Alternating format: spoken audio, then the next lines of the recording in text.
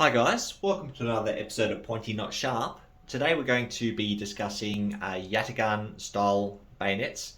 The Yataghan blade itself on the bayonet is a single-edged blade with a double recurve, so you'll see it bends outwards, away or forward if you will, towards the blade, and then it bends back in line with the bore or the muzzle or the handle or whatever you want to reference.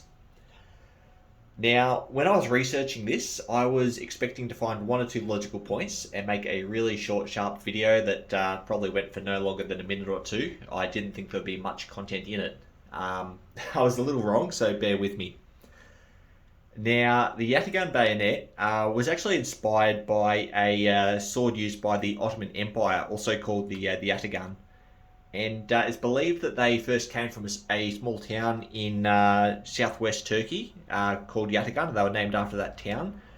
And that town went on to become a very renowned smithing town where very high quality swords were made. They were also used throughout North Africa, although there they were called the Fleecer, I believe it was.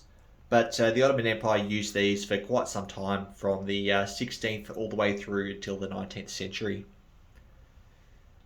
Now, France had a fair bit of contact with the Ottoman Empire, mainly through North African colonies. So in the 1830s, France had established a whole bunch of colonies all throughout North Africa. It was kind of the rush to Africa. All of Europe was heading down there and establishing colonies, but that's where France had a fair bit of contact, and they came across the North African Fleecer sword a fair bit. That said, France also was allied with the Ottoman Empire for a substantial amount of time before that, from 1536 all the way through until 1798, and again from 1805 to 1809. So over the years, they'd had a lot of contact with the Ottoman Empire, and let's face it, the Ottomans aren't that far away, so they would have had some exposure to Yataghan style of blades. Now, it wasn't until the 1840s that France introduced their first Yataghan style of blade, and that was the Model 1840 for their Thery muzzle-loading percussion carbine for the Chasseur Light Cavalry. I'll probably mispronounced something in there, so please forgive me. Now, there are a couple of advantages to it, and I'll go through the advantages and I'll try to explain a bit of the politics that's going on in the background. But so the initial curve, you'll notice we have the first curve coming away, so it's called like a forward curve. This surface here was thought to bring more force to the cut. So with a slash, you would deliver a much deeper cut with less force with this curve here. Another advantage was that it moves the tip of the blade, so down here, away from being in line with the bore. So if you think in terms of muzzle-loading firearms, I've got a label bayonet here. I'll use this to simulate my bore. You'll see that the bayonet separates from the bore, and by the time you get down here, you've got a couple inches of clearance.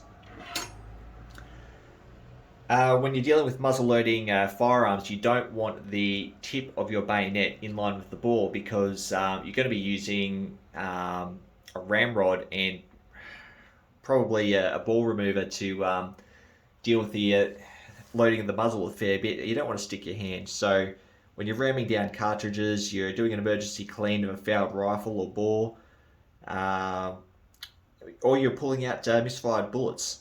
Essentially, you want that clearance from the tip of the bayonet, and you don't want to be stabbing your hand. You don't want to have it obstructing you, and you don't want to be in a position where you have to remove the bayonet. So it's a really utilitarian move to move the tip further away from being in line with the muzzle.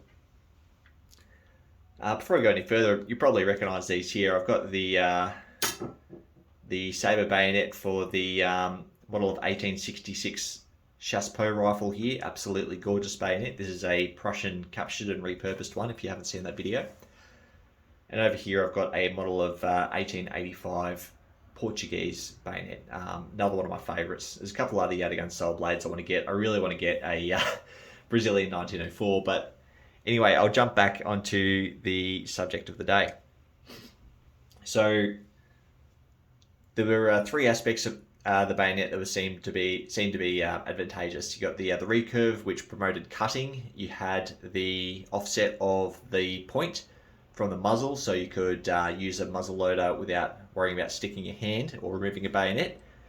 And third, it was seen that it'd be a very effective sidearm. And looking at it, I'd have to agree. Let me just pick it up here. So this is a very, very long bayonet. It's pretty much a sword. Sharpen it up and it would make a very, very effective sidearm. Now, I should probably also mention that in the 1840s, when these were adopted, there were a lot of advances in rifling and bullet efficiency, and this led to shorter and shorter firearms and rifles. When you got a shorter firearm in the day of cavalry, you need a longer bayonet because they're still using bayonets as pikes to ward off cavalry. And the tactics and mode of fighting of the time required longer bayonets. So as their rifles got shorter, their bayonets got longer, and they really turned into swords like we have here. I mean, it wasn't really until World War One that everyone realised that bayonets were too long and needed to become a bit shorter. This particular one here, the Chassepot, when it was replaced for a straight bayonet, not a Yataghan, and something significantly lighter because this is a very, very heavy blade, and that was seen to be a very large complaint to the Yataghan. Now, France's decision to adopt this style of bayonet, I'll refer to this one here. It was actually the one prior to this, the model of 1840 and 42. This is the 1866, but they're virtually the same. Anyway, France's decision was heavily influenced by Colonel Marley, who was the commanding officer of the 1st Regiment of the Cuirassiers. He was a big advocate of the recurved blade, and he was of the belief that it matched the wrist, or the wrist movement for cutting. So as you swing, the movement of your wrist, swing downwards, would really match the recurve in the blade here and really assist with cutting. So apparently he had a little bit of sway, and his influence was one of the factors that led to the adoption. There were a couple other things that happening in the background at the time as well. So it was seen as sort of a time of the world when things were progressing relatively quickly, and science was all the fashion. Now, scientific principles that were associated with the Yataghan blade were embraced because science, and that was another reason that this particular style was very, very popular in the day. And as France adopted it, the rest of the world followed because France led the international military fashion at the time. So everything France was doing was very, very fashionable, particularly the military. And you had nobles dressing themselves as soldiers or following the trends of the army, and then international armies and international nobles were also following French military fashion. And after the French adopted it, a number of other countries did too. I mean, Scandinavian countries did, Austria did, Britain did a couple of years later in the early 1850s. The US did, Portugal, Brazil, and a number of other countries. Not to mention the countries that bought bayonets from those countries I just listed. Like these Chassepot bayonets wound up everywhere.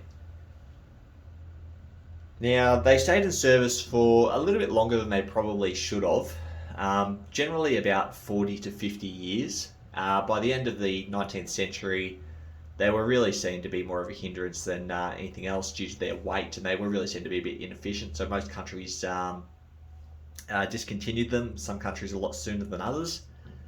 That said, though, a lot were still in service in a reserve capacity and used all the way up until World War One.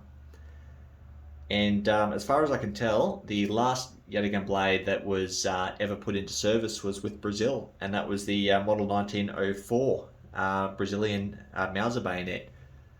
And that's interesting for two reasons. The first is that, yes, it's the last Yataghan bayonet, and secondly, it's the only Yataghan bayonet that was ever designed for a Mauser.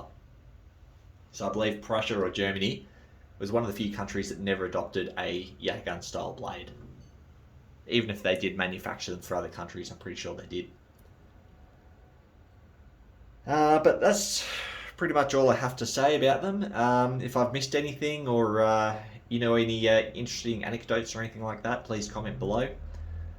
Actually, one other thing I should mention is the fact that a lot of them stayed in service well after that country adopted breech-loading firearms, so they were no longer necessary for mitigating issues associated with muzzle loaders. So that's quite an interesting point. Like the Chassepot bayonet here. The Chassepot was a breech-loading needle-fire rifle firing paper cartridges, yet it still had a Yataghan blade, removing the point from the muzzle. So it goes to show that they were more concerned with the recurved blade than protection of the hand. Anyway, guys, that said, I don't think I've got anything else. It was a very, very fun video to research, and as I said, there was a lot more in it than I initially expected. But if you've stayed on to the end, thanks for watching, and I'll see you next time.